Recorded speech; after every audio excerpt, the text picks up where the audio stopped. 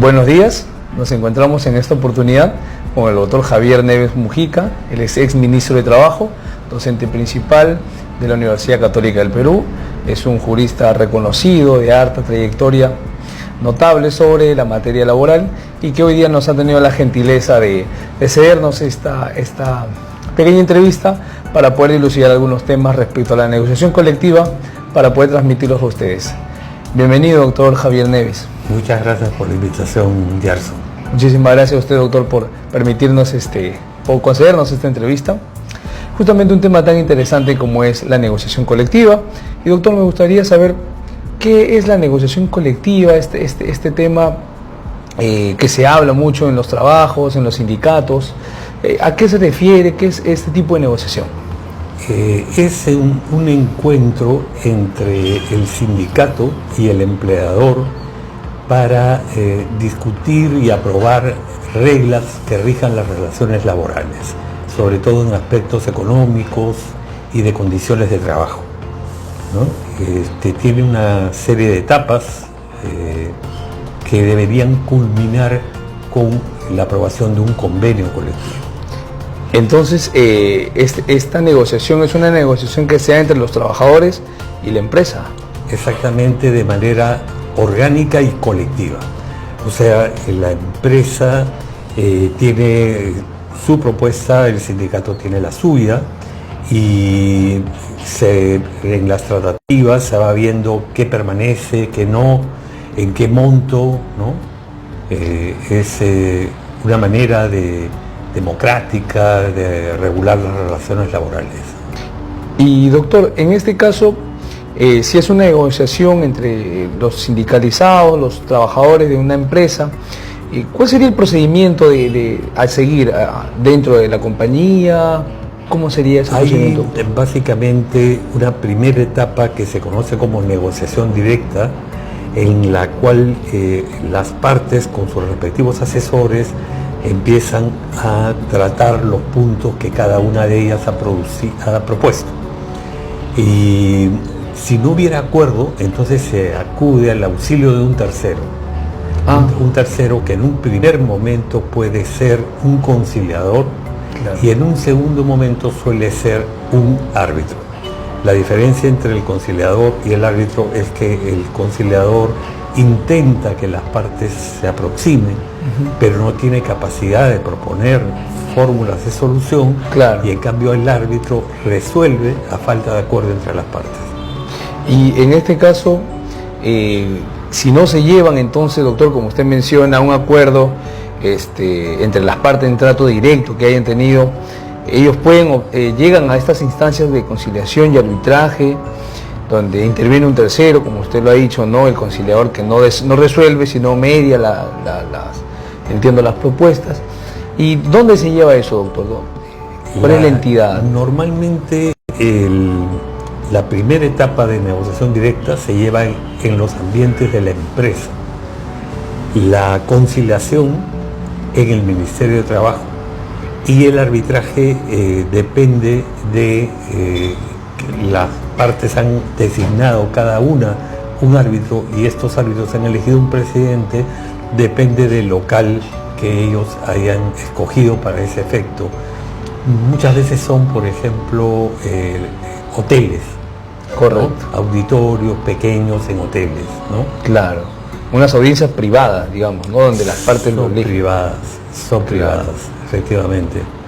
Y si yo, en este caso, si el conciliador tampoco llega a ayudar, en todo caso no se llega a un buen fin en este tema de conciliación, usted comentaba que nos espera entonces la etapa arbitral.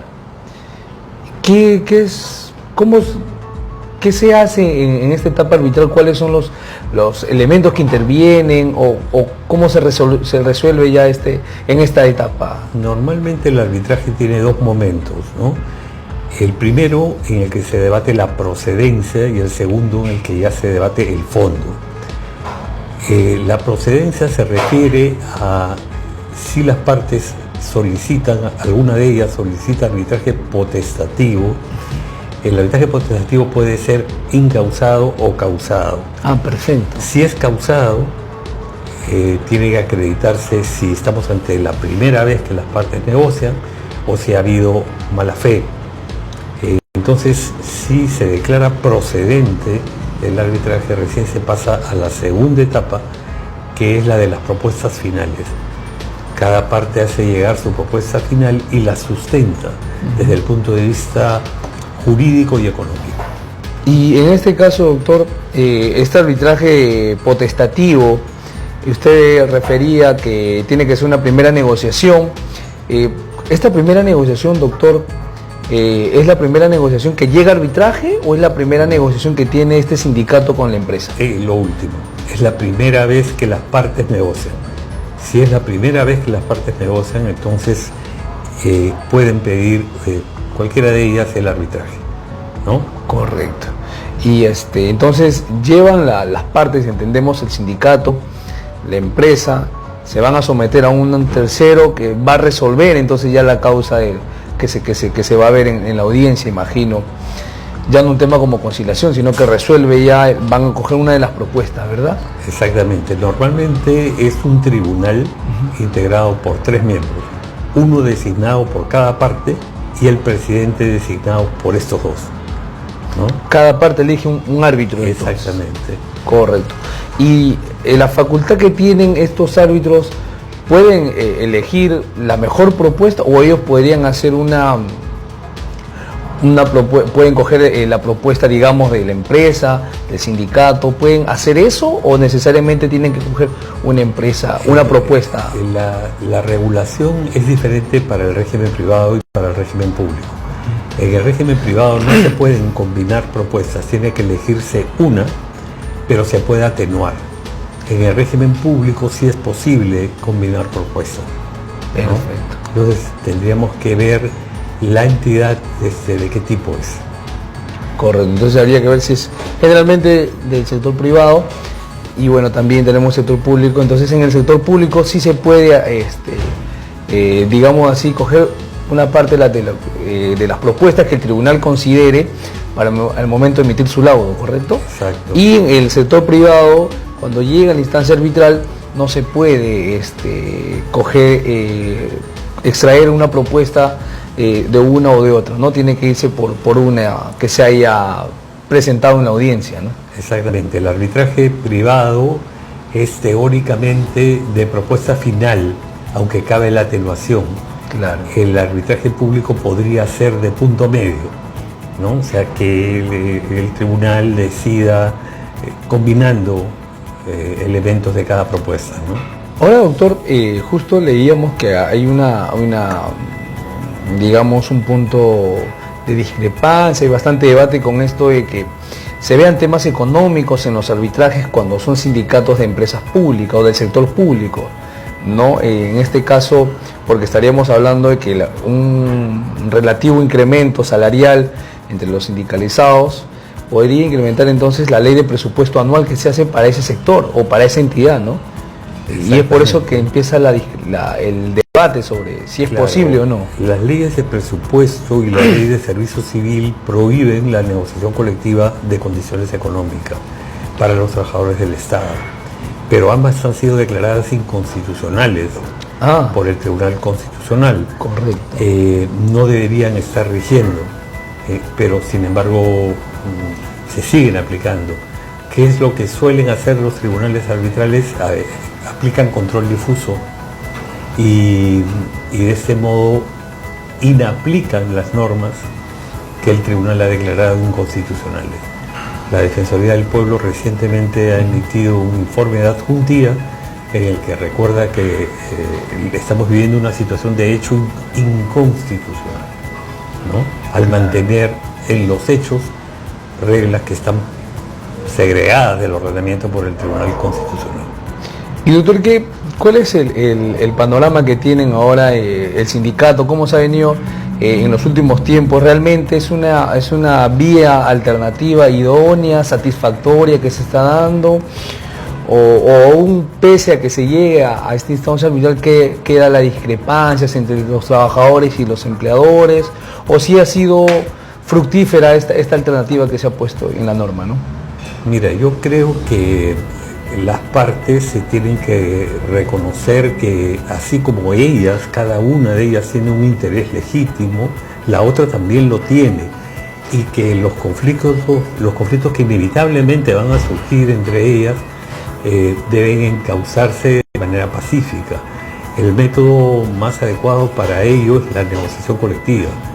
Por eso la Constitución establece que se fomenta la negociación colectiva, ¿no? Porque es la manera más propia de que las partes se pongan de acuerdo, ¿no? Entonces yo creo que deben entender las partes que no se trata de destruir a la otra, se trata de convivir con la otra. Correcto. Y de que un acuerdo equilibrado, razonable, es la mejor manera de hacerlo. Muy bien, doctor. Hoy día hemos aprendido sobre negociación colectiva. El doctor nos ha dilucidado y nos ha demostrado que pues tenemos entre esta negociación sobre cuando se presentan estos pliegos de reclamos entre los trabajadores y la empresa o los empleadores, pues llegan a una etapa de conciliación que se lleva en el Ministerio de Trabajo, y pues si esta no se resuelve, no se soluciona, por decirlo así, se llega a esta instancia arbitral para que ya un tercero resuelva de manera directa, donde intervienen, puede ser un árbitro y un tribunal arbitral, como usted lo ha mencionado, que uno lo pone los trabajadores, otro la empresa, y entre ellos eligen a un presidente. Exactamente. Y que se ven las propuestas finales en las audiencias, en la audiencia arbitral, y que pues no pueden, y que con la atenuación ellos podrían elegir la propuesta en el sector privado, pero que no pueden mezclarlas o coger alguna alternativa de la otra, sino direccionarse por una de ellas. Sin embargo, en el tema público sí cabe esa posibilidad, pero que la norma también cierra de que no se puede negociar colectivamente, es decir, no se va a llegar a la instancia arbitral temas económicos. Efectivamente, así es. Muy bien, doctor Javier Neves, muchísimas gracias, nos ha servido muchísimo esta encuesta, esta entrevista. Muchísimas gracias, espero que no sea la última vez, en donde vayamos a ver estos temas tan interesantes del derecho, donde vamos a aprender un poco sobre los derechos laborales, negociales, colectivos, individuales de los trabajadores. Muchísimas gracias y hasta otra oportunidad.